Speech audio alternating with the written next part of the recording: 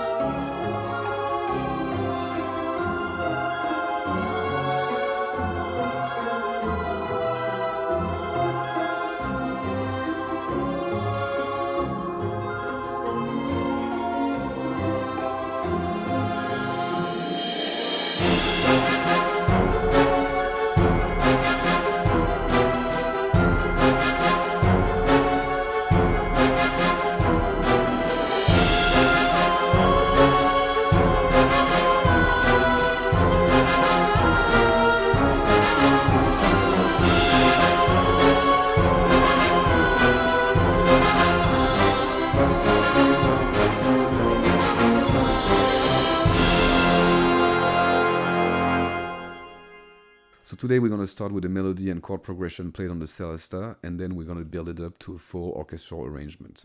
As always, you'll find in the video description a download link that leads to a folder containing the Cubase project with the MIDI parts pre-recorded, as well as a folder containing all the audio stems that you can read with any DAW. Okay, so I'm not going to speak for too long, but please, if you like this video and if you like this type of content and if you'd like to support this guy, please hit the subscribe button, give this video a like, and even maybe hit that bell to be notified each time I upload some new content.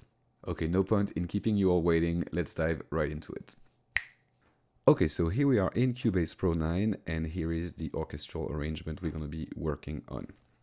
So let's start by just taking a quick look at the melody and the chords before we begin, and then we'll build up the orchestral arrangement from there. Okay, so the melody and chord are now appearing in notation on your screen, and I'm just gonna go over them real quick, especially the chords.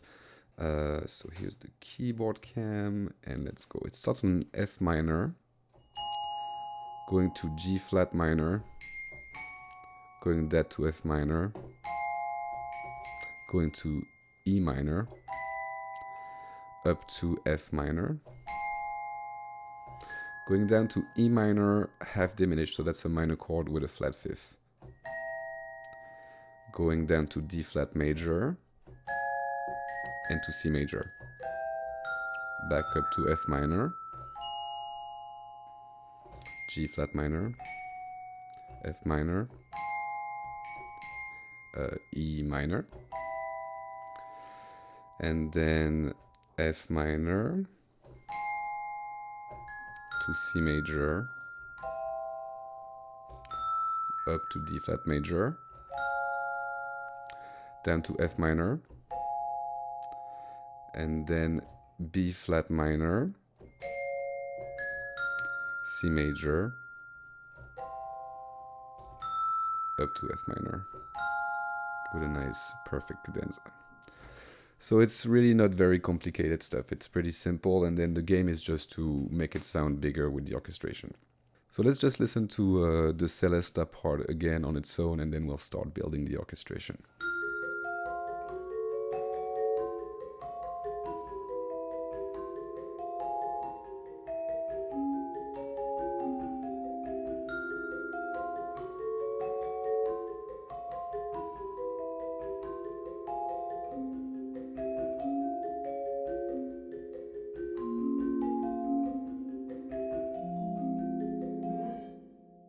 Okay, so before we go any further, let me just go through what the Celesta is doing, because we're going to use that repeatedly among the orchestra later.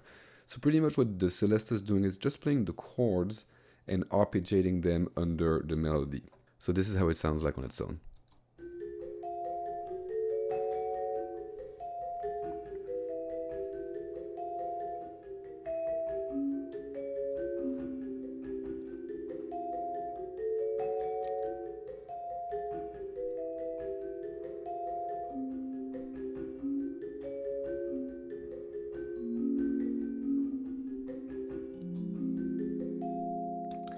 Okay, so very simple stuff. Let me move this a little bit and we'll bring it back to our DS.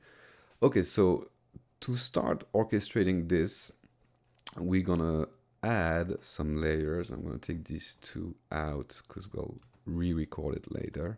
And I'm just gonna build up the rest of the arrangement and show you how I did it. The first thing I did in the orchestration was to actually just duplicate the Celesta arpeggios into the Harpsichord track. So that on its own is already gonna add some spookiness to the whole affair. And let's just listen to how they sound together.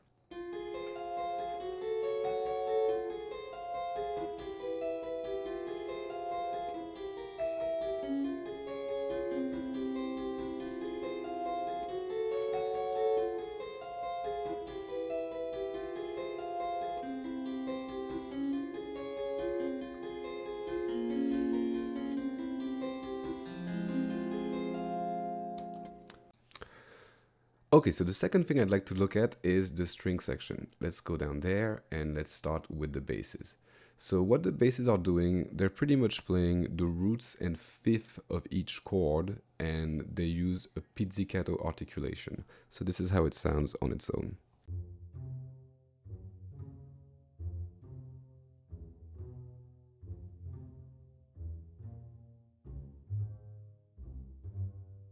And now let's just listen to it with the Celesta and the Harpsichord.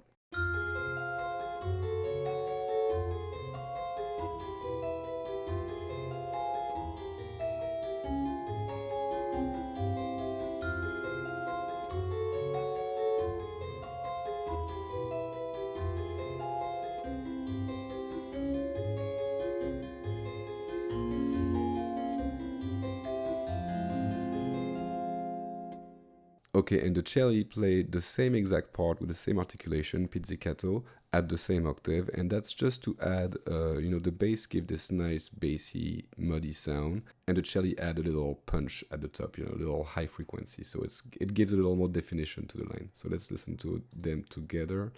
I'm gonna mute these guys.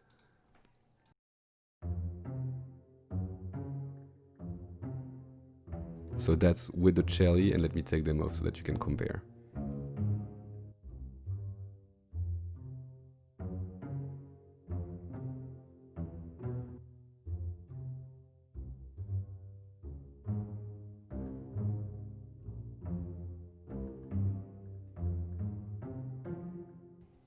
So it really adds, it really helps define the line a little better. Okay, and the violas also play a line in pizzicato, but they play a counter line. They play a descending line that's kind of melodic, and that kind of adds some motion to the whole thing, and hopefully evokes, like critters and things creeping out of dark places. So let's just listen to it.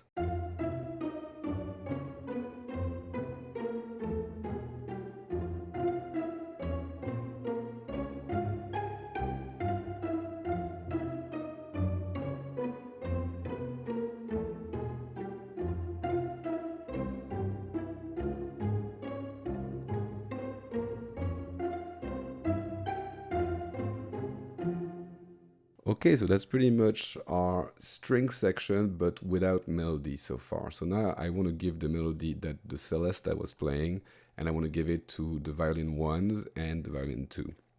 This way we'll have a full string section. So I'm going to record this one, I'm going to record the violin 1, and then we'll just duplicate it and transpose it down an octave for the violin 2s.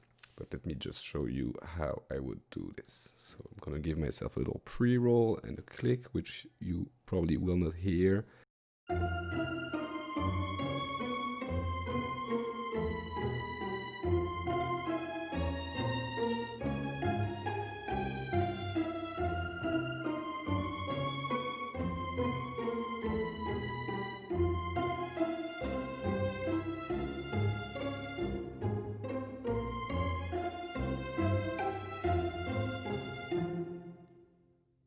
Okay, so now that we have that, we can just duplicate this violin 1 part into the violin 2 legato track. Up. I'm going to select everything, and I'm going to bring it down an octave. So now the melody is going to be played over 2 octaves, and it's going to give it a nicer, thicker voicing. So let's just listen to it real quick.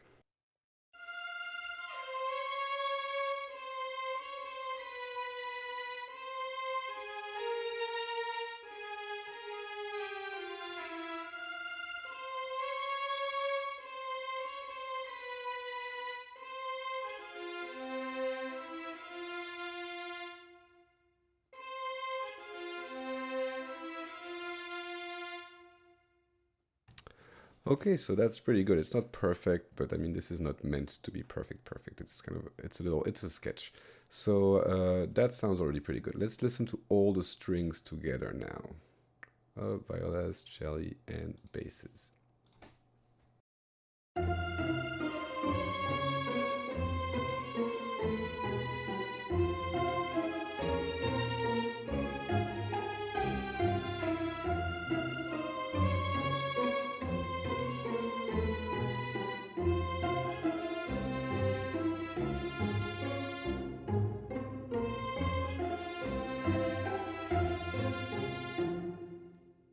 So it sounds a little rough now, but when you blend it with the rest of the orchestra and also adding a little bit of reverb on the output track is going to fix some of that. Okay, so let me add the Celesta and Harpsichord back, and we're going to listen to that, and then we're going to add just a few more layers for this section, and we'll be done and we'll move on to the next. But let's just listen to it as far as we got it now.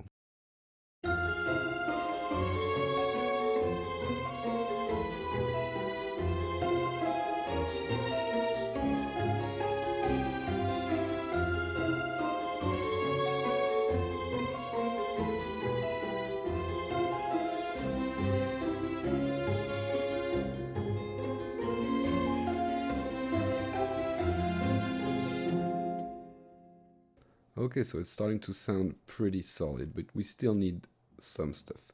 So first, to reinforce the basses, I added a bassoon part that plays staccato, and it plays the exact same part as the basses and cello. So let's just listen to it on its own real quick.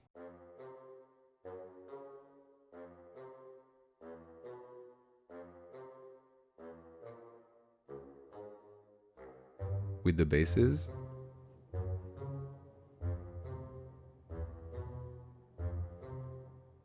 And the cello.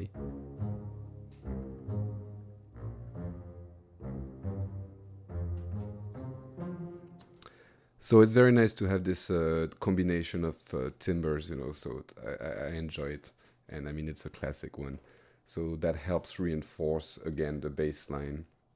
Okay, so now that we're here, let's add a couple more layers. So something I'd like to add is some harp arpeggios. So pretty much I'd like the harp to play the chords of the piece and to arpeggiate them over 4 octaves. So in order to do this, I'm using a little trick using an arpeggiator. And I have a whole tutorial on how to make this effect, so I'm not going to spend too much time on it, but there's a little link popping at the top of the screen to show you where to go to watch that. And in the meantime, let's just listen to it on its own.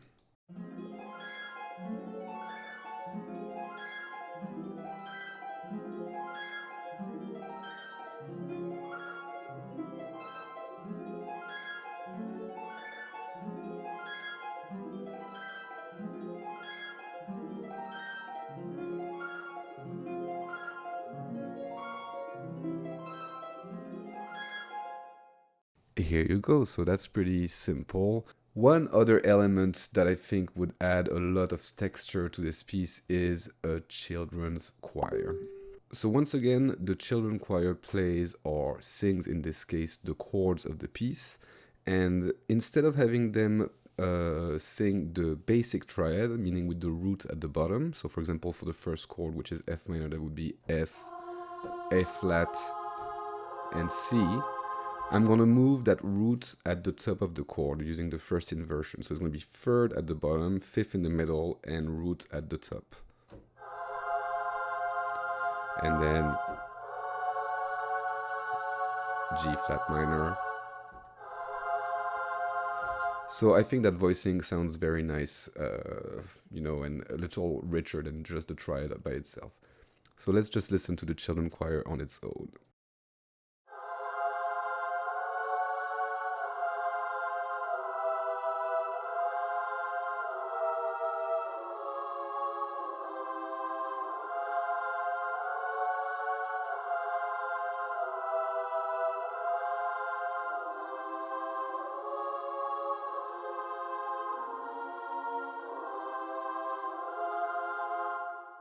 Sounds very pretty. Okay, well, now we pretty much have all our ingredients together.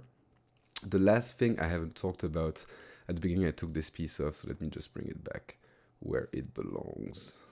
And what this is a harp glissando, an actual glissando that I created myself. Pretty proud of it. So this is how it sounds like on its own. That's it. And this is pretty much gonna ramp us up into the piece. And we also have a cymbal roll getting us into it at the very bottom here. That plays at the same time as the harp glissando. Okay, so now that we put all these elements together, let's listen to them again, and then we'll move on to the next part of the arrangement, which uses a lot of those elements.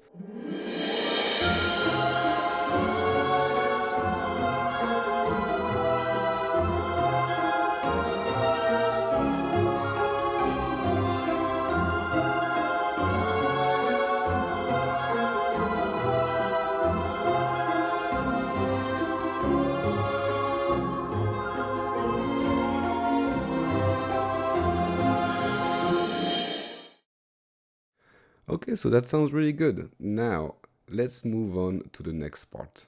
So before we actually go back into the melody and the chord progression, I'm going to use like this first 4 bars here to kind of set things up and explain how the orchestration works, because this is pretty much, you know, like a good part of it without the melody on top that explains how the orchestration is built. So let's start with the string section again. So far at the bottom we have the same we had in the first part. We have bass and cello playing pits. So let's just listen to that again real quick.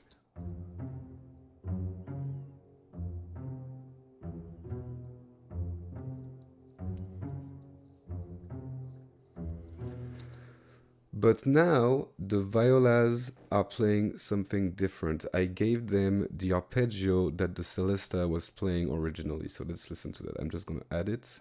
And they play it with a different articulation. They're not playing pizz anymore, they're playing spiccato.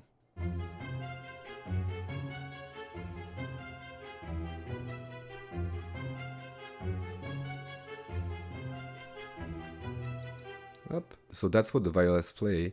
And the violin too are also doubling the same part, and I'll explain why later.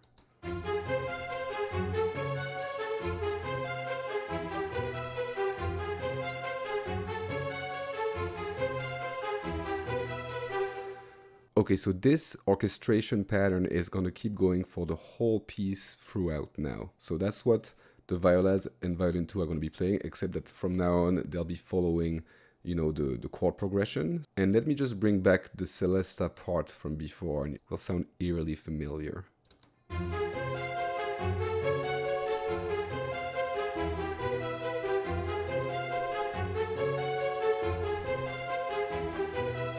So they're playing the exact same thing. And now let's listen to the chord progression.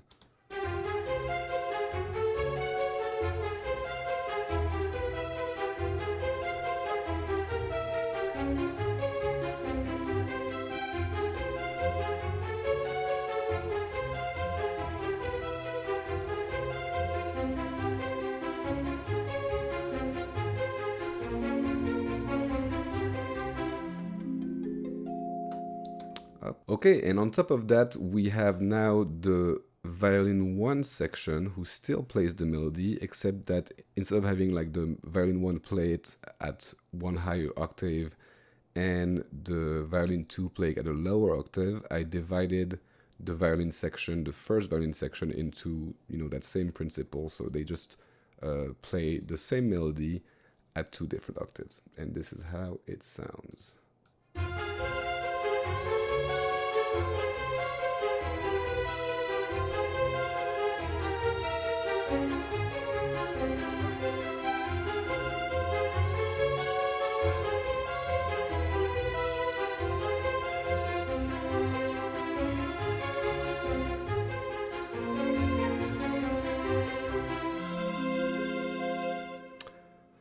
One other thing that's a little different in this version of it is that because I've reinforced the bass line, as we'll see a little later with some horns, I was able to free up the cello and give them the melody at a 3rd octave. So now we have the melody played by the first half of the violin 1 section at this octave, C5. I mean, they start on F5. Then we have the second half of the first violin section playing it at an octave lower, and then we have the cello section playing it another octave lower. And it's nice to do this because you get a nice, voicing. It's sounds much thicker. So now let's just listen to the melody played by the violin 1 divided into sections and the cellos.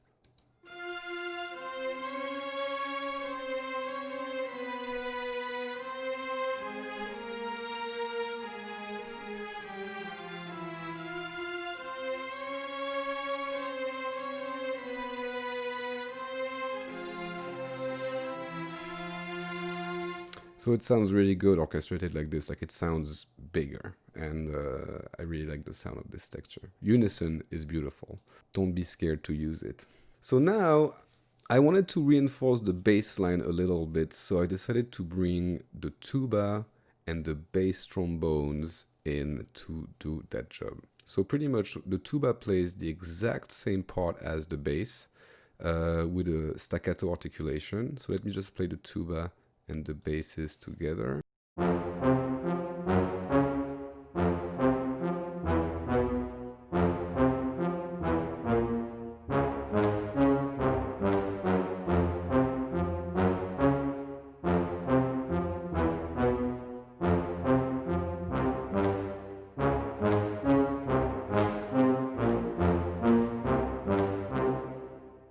So the tuba really reinforces the bass line, and actually I changed the bass part a little bit for this part. Instead of just playing the root and the fifth, it plays the root, the fifth, and then goes back to the root an octave higher. So that creates more like of a melodic sense in the bass line too. Okay, and on top of that, I wanted to give kind of this weird waltz feeling to the piece. So the bass line accentuates mostly the first and the fourth eighth note of the bar, which are the strong beats of it, and the bass trombones play the counter rhythm that create that waltz feeling, which are like the second and third eighth notes, as well as the fifth and sixth, but in this case just the fifth. And the bass trombones only play the bass and minor third or major third, depending on the chord that's played, of the progressions.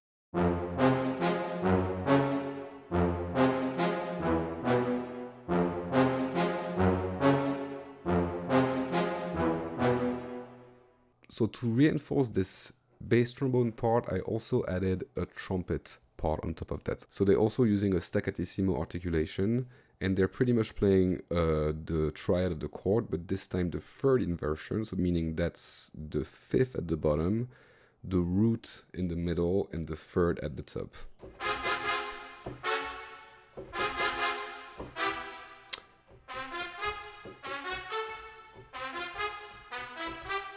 Okay, and they reinforce the same beats as the bass trombones. So in that case, the second, third, and fifth eighth note of the bar. So let's just listen to all three together.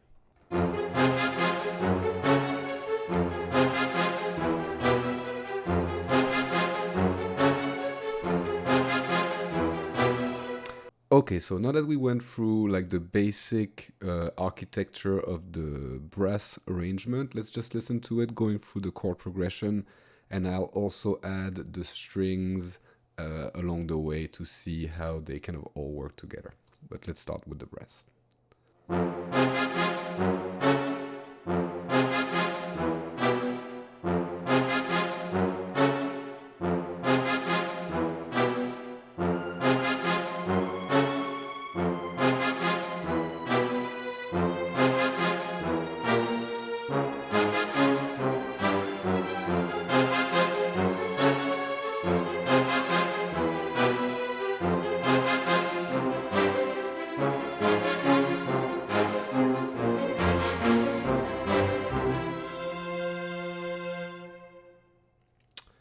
Here you go. So it's starting to sound real nice. And now we're going to add a few last elements and we'll be done with our orchestration. So just before we go any further, from the previous part of the arrangement, we also kept the bassoon that plays its part. So I have a high woodwind patch loaded. And since the violas are now busy playing the spiccato arpeggios, bringing a new part to the orchestral arrangement. I still wanted to keep the part they were playing in the first part, you know, that chromatic descending pizzicato part. So I gave it to the woodwinds here. Let's just hear how it sounds. It's probably almost barely imperceptible in the arrangement, but I like knowing that it's there. And so let's just listen to it real quick.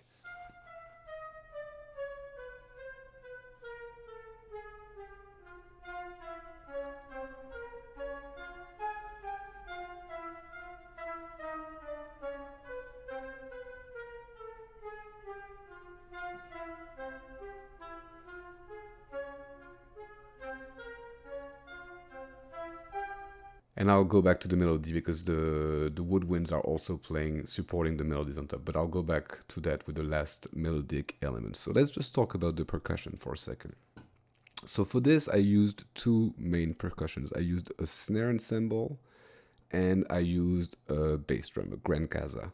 So the grand casa pretty much plays all the strong beats, all the dotted quarters of each bar.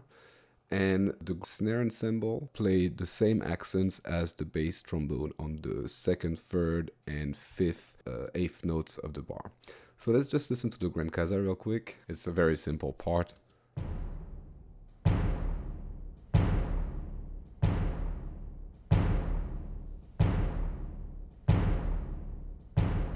And now I'm gonna add the snare drum on top of it. And now you're gonna feel that 6/8 feel.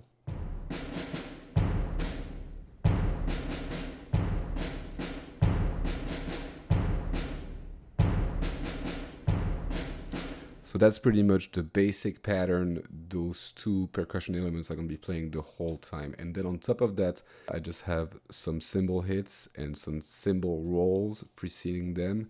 And the cymbal hits happen at the beginning of every 4-bar cycle. So this is how it sounds all together.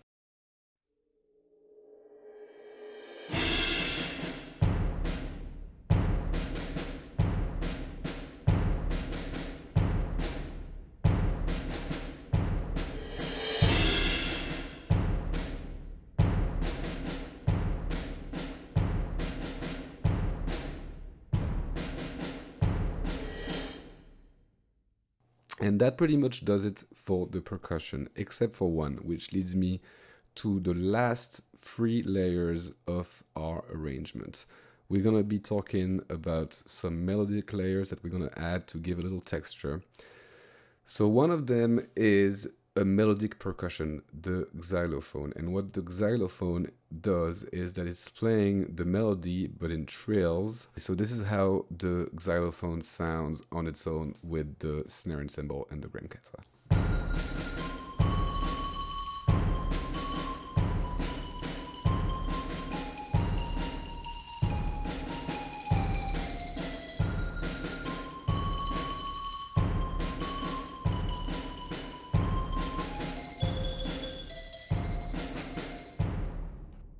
So I really like the texture that this adds to the whole piece. And well, there's only one easy way to do it, is to actually punch it in as such.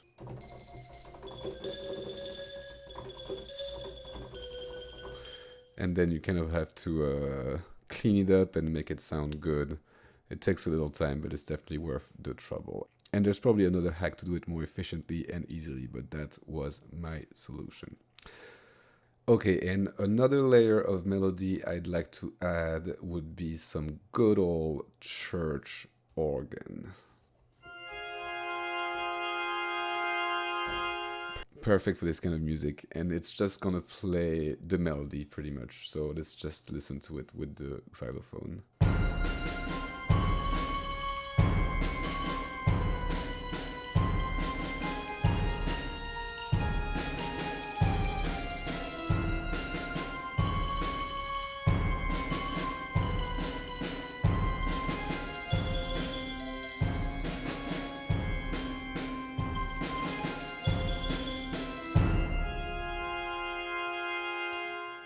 Voila. And one last layer on top of this, I wanted to add some solo voice. It's an alto voice It's a patch I love to use. It's from Ethno World 6, the Bulgarian solo A. And it's playing the melody one more time. So let's just add it on top of those things, and then we'll be pretty much done with the arrangement. I'll add everything back together and we can listen to it, the finished piece.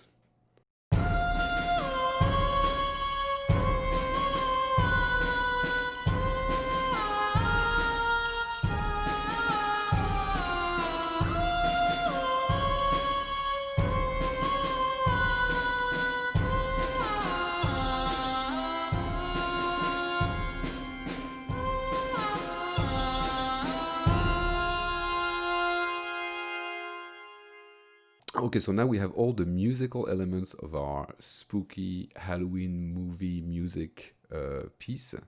The last thing I'd like to add is a little tempo effect to give like kind of an impression of craziness, like as the music goes faster and faster. And so I'm going to use the tempo track for that. And I want it to happen during the first 4 bar of the melody. So there's already a point here at the end of the first 4 bar, which is very convenient. Probably put it there earlier, and then I wanted to slow it down to the original tempo on the last part of the melody before we get to that conclusive chord. So now I'm going to select those 2 points, and I'm going to raise the curve to, so I want the cursor to be here, to 100 BPM. Above, that's close enough. Okay, so now we have our little tempo effect, which is going to sound really nice. Let's go to the beginning of this section and listen to it all, and then we'll listen to the whole piece with the orchestral progression, and we'll be done. And I hope you all had fun watching this tutorial. So let's just listen to this bigger, more developed orchestral part.